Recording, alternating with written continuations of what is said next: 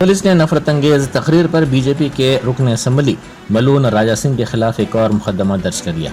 Police ने 23 फरवरी को वनपर्ती में मंदिर की एक तकरीब के दौरान मुसलमानों के खिलाफ जहरीली और नफरतंगेज तकरीर की थी।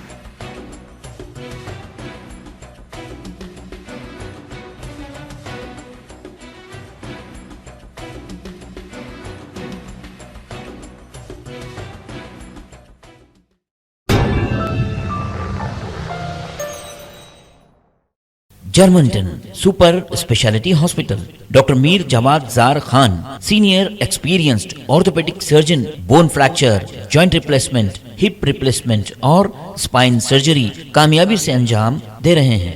इसके अलावा neuro surgery, cardiology, gynaecology, dental, general medicine, dialysis और फिजियोथेरेपी जैसे शोबाजात में इंतहाई कामयाबी के साथ वाजबी फीस में इलाज किया जा रहा है। शेयरिंग और प्राइवेट रूम्स, अस्पताल में 24 घंटे MRI, CT scan, 2D digital x-ray, ultrasound, operation theatre, ICU और लैब की सहूलत दस्तयाब है। आपकी उम्मीदों के ऐन मुताबिक Germanten super speciality hospital, pillar number 150, Attapur, Hyderabad.